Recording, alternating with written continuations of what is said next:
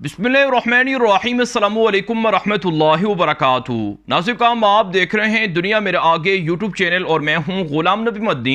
आज 25 फरवरी 2022 है और आज दिन है जुम्मतुल मुबारक का।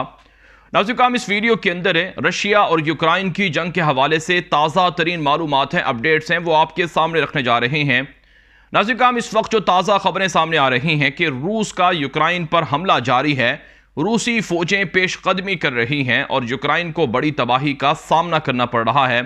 ताज़ा तरीन मालूमात के मुताबिक आज दूसरे रोज़ भी रूसी फौजियों की, रूसी जंगी जहाज़ों की, टैंकों की मदाखलत यूक्रेन के अंदर देखी गई है। सैकड़ों रूसी जंगी टैंक यूक्रेन की सरहदों में दाखिल हैं। सैकड़ों जंगी जहाज़ मुसलसल यूक्रेनी फ़िज़ा के अंदर देखे गए हैं जो बमबारी कर रहे हैं और रूस के जो हामी हैं यूक्रेन के अंदर उनकी मदद कर रहे हैं। इस वक्त दोनबास के मुकम्मल इलाके पर, यूक्रेन के मुकम्मल इलाके पर कब्जा हो चुका है रूस का, और बेलारूस की जानिब से भी जो शुमाल के अंदर वाक़ है वहाँ से भी यूक्रेन के अंदर हमले जारी हैं और इसी तरह से जुनूब के अंदर से भी हमले जारी हैं। नाज़रीन, एक हैरान कुन बात सामने आ रही है कि रूस की फ़ौज के साथ मिलकर लड़ने वाले मुसलमान फ़ौजी भी हैं जो रूसी फ़ौजी के साथ, रूसी फ़ौज के साथ मिलकर यूक्रेन पर जंग लड़ रहे हैं।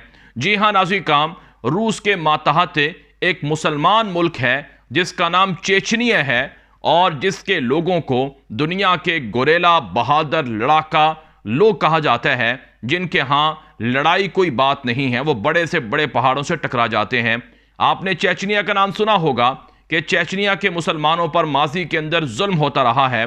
चेचनिया के मुसलमानों ने यूरोपी जारों के खिलाफ, यूरोपी गुंडों के खिलाफ लड़ाई की। उन्होंने रशियन, सोवियत यूनियन के ज़माने में जो बदमाश थे उनके खिलाफ लड़ाई की।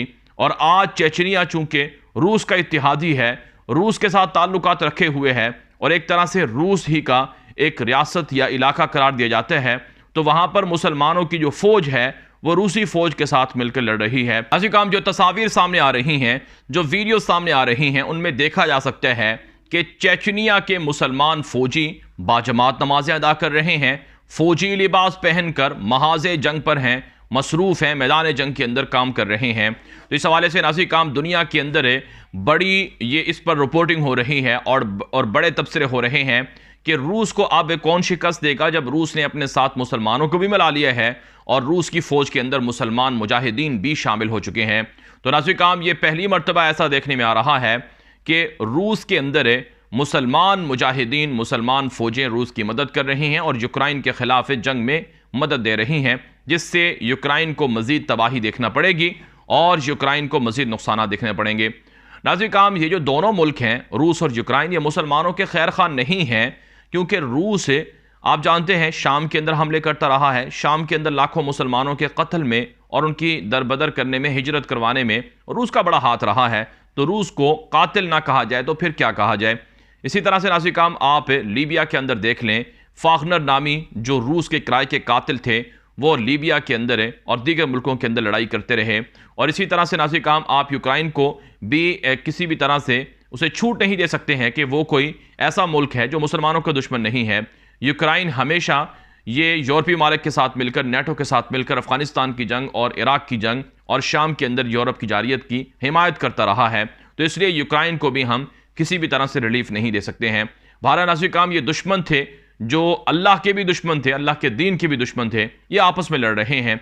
जहाँ तक चेचनिया के मुसलमानों का ताल्लुक है, चूँकि उनका इत्तेहाद है रशियन हुकूमत के साथ है, तो उस इत्तेहाद की वजह से वो अपने सरहदी इलाकों के करीब मैदान जंग में, महाज़ जंग में मसरूफ़ हैं। ये रिपोर्टें सामने आ रही हैं। नाज़रीन काम जहाँ तक बात है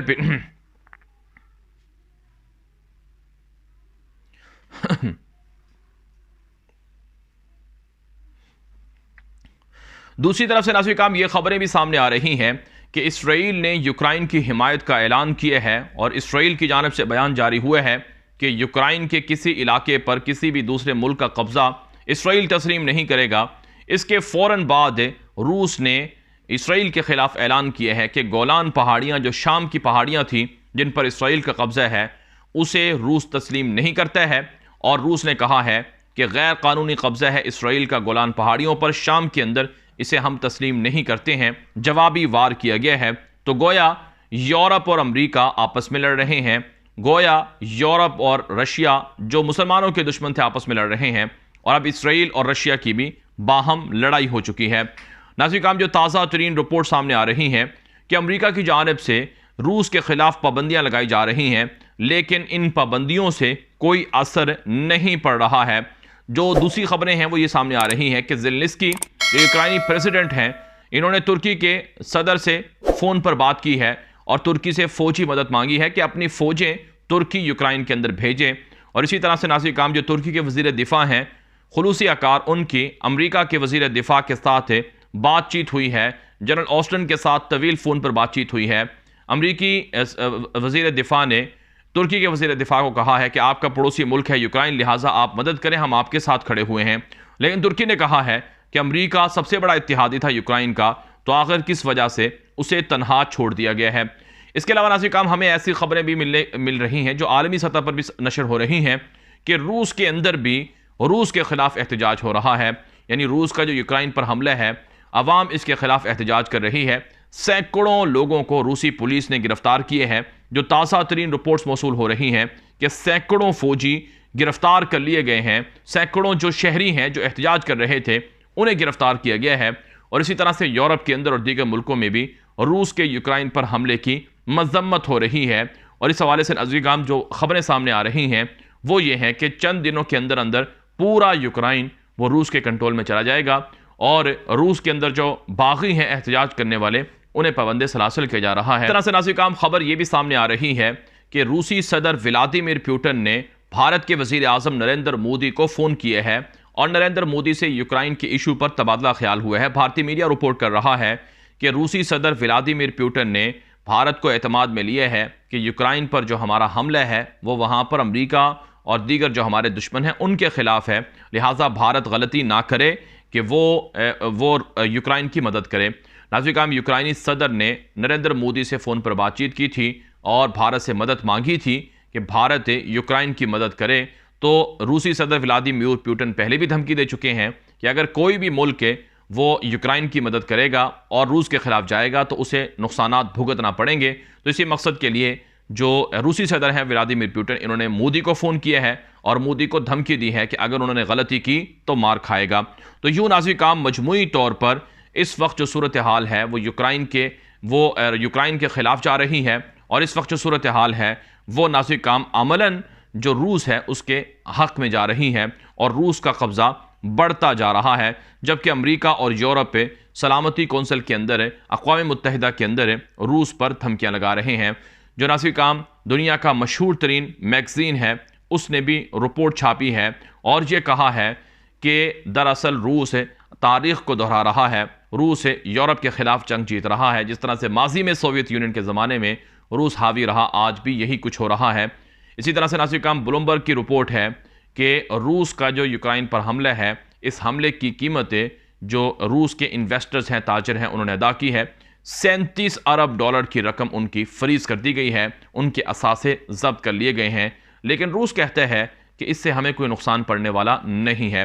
लेकिन नाज़रीन काम सच ये है, तारीख़ ये बताती है कि रूस ने माजी के अंदर सोवियत यूनियन के ज़माने में जब जंगें लड़ी तो सारी की सारी ताकतें और सारा का सारा असलहा और सारी की सारी जो जमा पूंजी थी वो ख़त्म हो गई थी।